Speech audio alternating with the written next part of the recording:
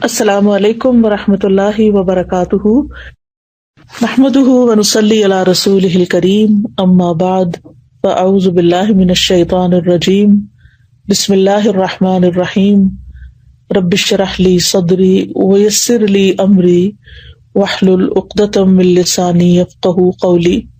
الحمدللہ، میرے لیے بہت خوشی کی بات ہے کہ مختلف جگہوں سے آج آپ لوگ یہاں پر جمع ہیں اور اللہ کی خاطر جمع ہے، اور اللہ کی خاطر اکٹھے ہونے کا اجر و ثواب بھی کچھ اور ہے۔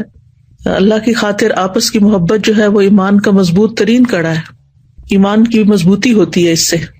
جب لوگ اللہ کی خاطر ایک دوسرے سے تعلق رکھتے ہیں، ایک دوسرے سے محبت کرتے ہیں، ایک دوسرے کو وزٹ کرتے ہیں، ایک دوسرے کی کیئر کرتے ہیں، ایک دوسرے کے ساتھ خیر کے کاموں پہ جمع ہوتے ہیں، ایک دوسرے پہ خرچ کرتے ہیں، تو اللہ تعالیٰ سے دعا ہے کہ اللہ تعالیٰ ہمارے سارے کاموں کو اپنے لیے خالص کر لے اور اپنی محبت کی خاطر کرنے کی توفیق دے، اپنی ہی خاطر کرنے کی توفیق دے، اور اس محبت کا جو لطف ہے وہ ہمیں دنیا میں بھی عطا کرے، اور اس کی جو مٹھاس ہے وہ ہمیں آخرت میں بھی عطا کرے، اور ہمیں اپنے چہرے کا دیدار نصیب فرمائے، اور اپنے عرش کے سائے تلے ہمیں سب کو جمع کرے۔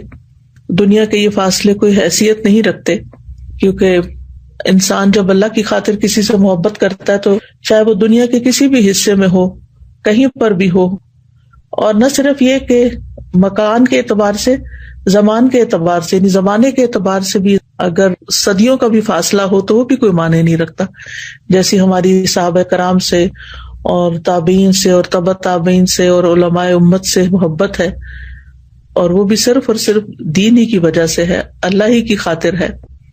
تو یہ محبتیں انسان کو بہت کچھ سکھا جاتی ہیں، اور زندگی میں بہت سے مواقع پر انسان کے لیے بڑی تقویت کا باعث ہوتی ہیں۔ تو اللہ تعالیٰ ہم سب کو اپنے لیے خالص کرے اور اپنی رحمتوں سے نوازے۔ تو اب میں بات آپ لوگوں سے کروں گی نماز کے حوالے سے۔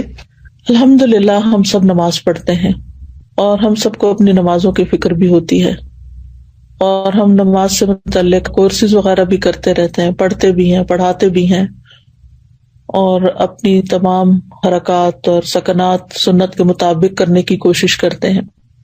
لیکن نماز کا ایک ظاہری پہلو ہے اور ایک اس کا روحانی یا باطنی پہلو ہے۔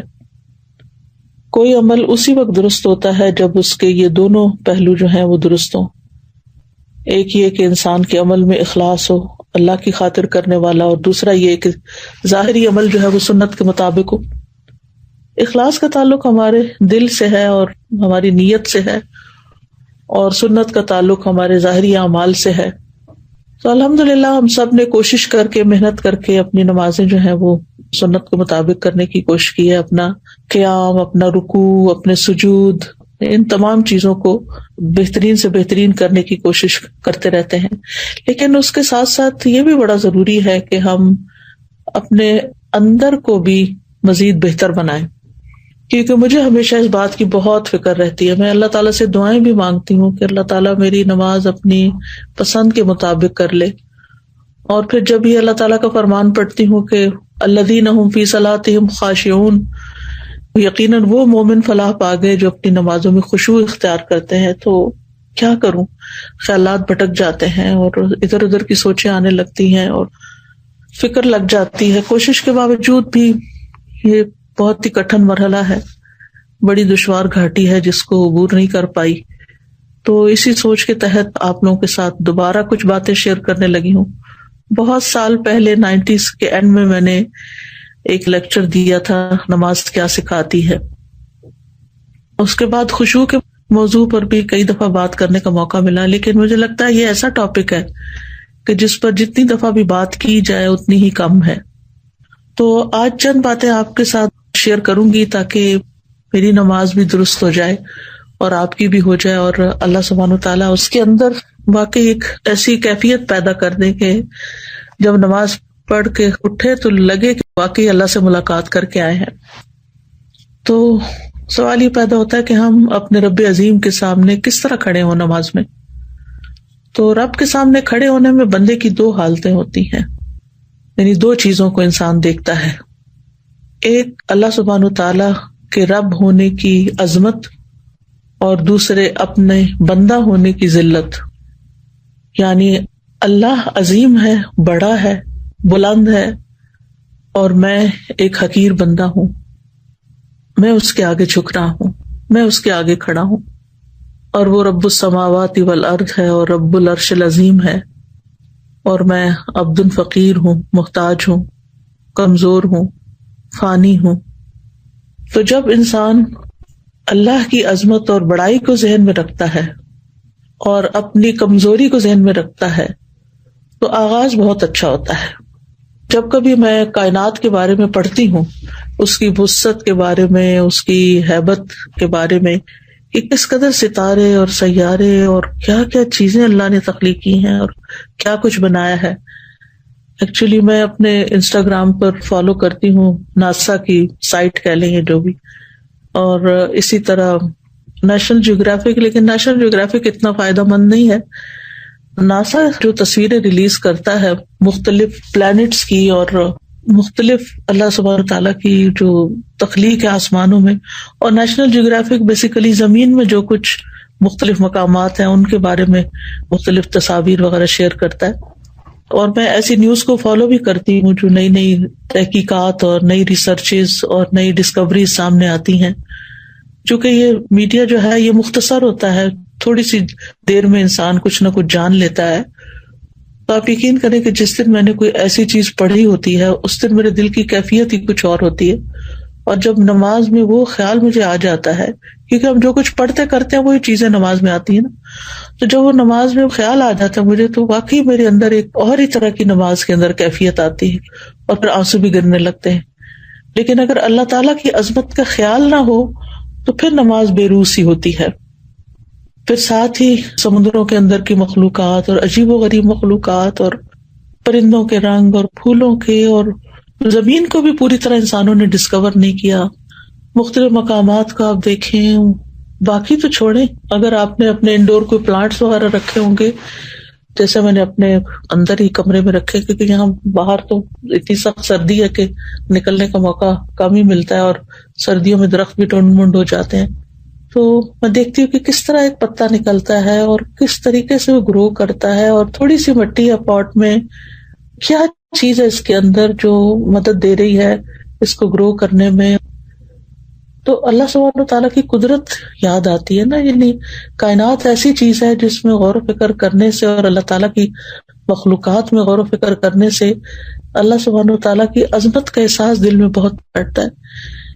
یہ کونی آیات ہیں نا جن کے اندر ہمیں غور کرنا چاہیے اور اس بات پر ایمان رکھنا چاہیے کہ یہ اللہ سبحانہ تعالیٰ ہی کی تخلیق ہے. اور پھر اس سے آگے یہ کہ یہ سوچنا چاہیے کہ یہ سب کچھ اللہ کی تسبیح بھی کر رہا ہے. وَإِن مِّن شَيْءٍ إِلَّا يُسَبِّحُ بِحَمْدِهِ وَلَٰكِن لَّا تَفْقَهُونَ تَسْبِيحَهُمْ.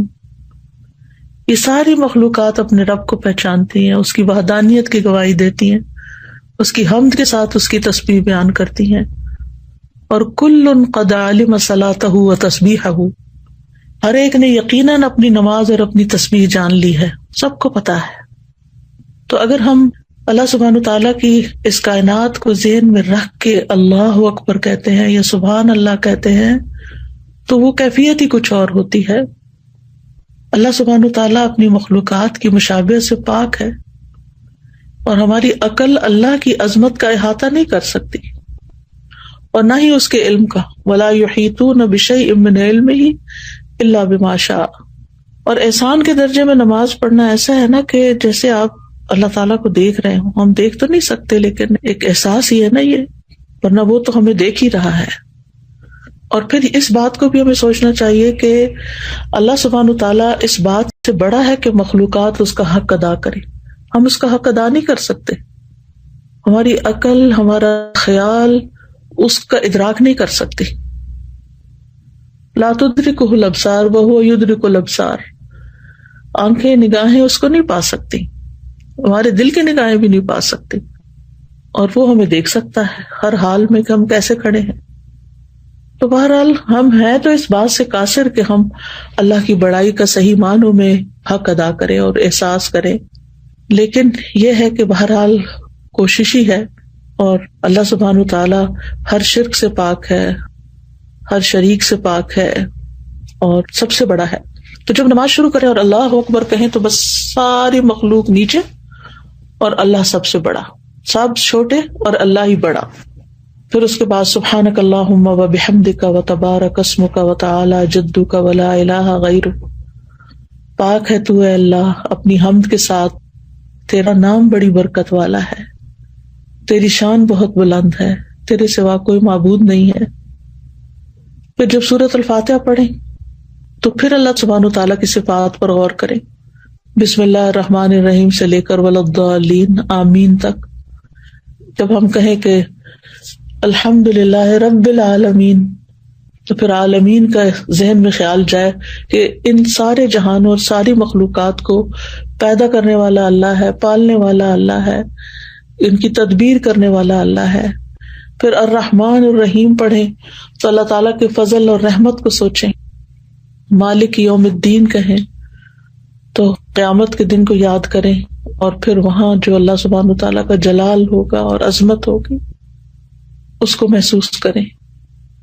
پھر صراط الذین انعمت علیہم غیر المغضوب علیہم ولا الضالین، یہ جب پڑھیں تو انعام یافتہ لوگوں اور جو مغضوب علیہم ہیں، فاسق ہیں، گمراہ ہیں، ان لوگوں کے درجات کو دیکھیں کہ منافقین فی الدرک الاسفل من النار ہوں گے اور انعمت علیہم جو ہیں وہ قیامت کے دن جنتوں میں الفردوس الاعلیٰ میں ہوں گے.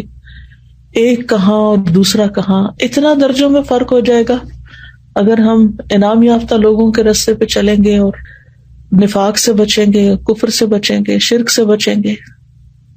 تو یہ مرتبے جاننا بھی بڑا ضروری ہے کہ کس طرح کچھ لوگ جہنم کے نچلے گڑھوں میں ہوں گے اور کچھ اتنے عظیم جگہوں پر ہوں گے. پھر اس کے بعد اللہ اکبر کہہ کے جب ہم رکوع میں جاتے ہیں تو پھر اللہ سبحانہ تعالیٰ کی عظمت کا احساس دل میں لائیں.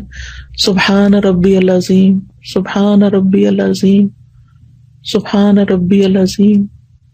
یہ زمین اور آسمان میں جو کچھ ہے ان کے سب خزانے اور آسمانوں اور زمین کے لشکر اور مخلوقات سب اللہ العظیم ہی کی ہیں.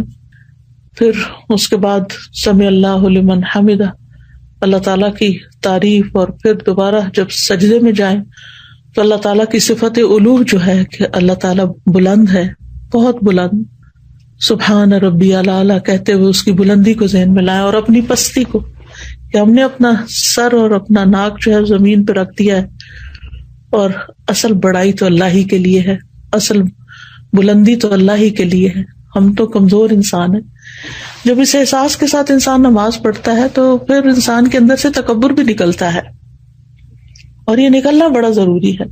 جب تک انسان اپنے آپ کو بڑی چیز سمجھتا رہتا ہے تو پھر انسان کے ریلیشن شپ نہ تو اللہ تعالیٰ کے ساتھ درست ہوتا ہے اور نہ بندوں کے ساتھ درست ہوتا ہے. تو بہت ضروری ہے کہ ہم اللہ کی بڑائی دل میں پیدا کریں. جس دل میں اللہ کی بڑائی پیدا ہو جاتی پھر وہ دنیا کی حقیر چیزوں سے متاثر نہیں ہوتا، دنیا کی کامیابیوں سے بھی اس کے دل میں کوئی بہت بڑی حسرتیں پیدا نہیں ہوتی کہ فلاں تو اتنا آگے چلا گیا دنیا میں اور میں پیچھے رہ گیا. کیونکہ اس کو پتا ہوتا ہے کہ میرے رب نے جو کچھ بنایا ہے آخرت میں ہمارے لیے، ہم سب کے لیے، وہ کہیں بڑا ہے اس دنیا کے حطام سے. پھر یہ کہ سجدے میں اللہ کے قرب کو محسوس کریں. رسول اللہ صلی اللہ علیہ وسلم نے فرمایا سجدہ کرتے ہوئے بندہ اپنے رب کے سب سے زیادہ قریب ہوتا ہے.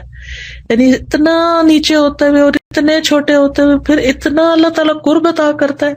سبحان اللہ، یعنی کتنی محبت اللہ کی دل میں پیدا ہو جاتی ہے. اور پھر اس وقت دعائیں کرنی چاہیے. نبی صلی اللہ علیہ وسلم نے فرمایا فَأَكْثِرُ الدُّعَاء، یعنی سجدوں میں کثرت سے دعا کیا کرو. پھر اسی طرح دوسری رکعت اور پھر تشہد میں اپنے گھٹنے زمین پہ رکھ کے انسان جب بیٹھتا ہے عاجزی کے ساتھ تو بہت بڑے بادشاہ کے سامنے ہم بیٹھے ہوتے ہیں. آپ دیکھیں کہ پہلے زمانے میں استاد کے سامنے بیٹھنے کا بھی یہی طریقہ ہوتا تھا، جیسے جبریل علیہ السلام نبی صلی اللہ علیہ وسلم کے سامنے گھٹنے رکھ کے بیٹھے زمین پر. یہ ادب کا بیٹھنا ہوتا ہے.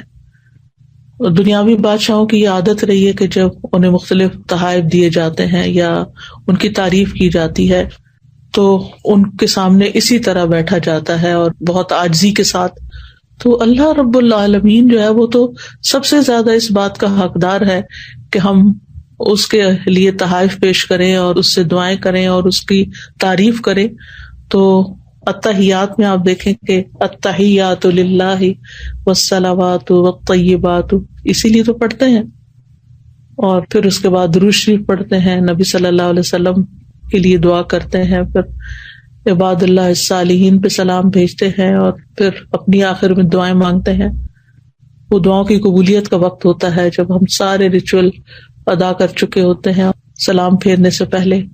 اور پھر جب انسان سلام پھیرتا ہے تو دوبارہ دنیا میں آ رہا ہوتا ہے ایک طرح سے اللہ سے ملاقات کر کے, اور پھر اس کے اندر ایک حسرت بھی آتی ہے کہ کاش یہ نماز لمبی ہو جاتی, کاش یہ ملاقات لمبی ہو جاتی. کیونکہ انسان اگر اللہ تعالیٰ سے محبت کرتا ہے تو پھر اس کو جلدی نماز پڑھنے کی فکر نہیں ہوتی. یہ جو ہم جلد بازی کرتے ہیں نا, جیسے قید میں کسی نے باندھ دیا ہو اور پھر اٹھ جاتے ہیں ایک دم سلام پھیر کے.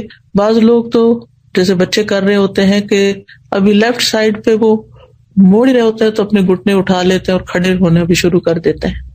تو اس وقت انسان کو پھر اللہ اکبر کہہ کے, استغفر اللہ کہہ کے, کیونکہ پتہ نہیں کیسی نماز پڑھی کیسی نہیں پڑھی. تو جس کا دل زندہ ہوتا ہے, جس کے دل میں اللہ کا ذکر ہوتا ہے, جس کے دل میں اللہ کی محبت ہوتی ہے, جو دل اللہ سے مانوس ہوتا ہے, جو اللہ تعالیٰ سے سرگوشیاں کرتا ہے, اس کی نماز کا لطف ہی کچھ اور ہوتا ہے.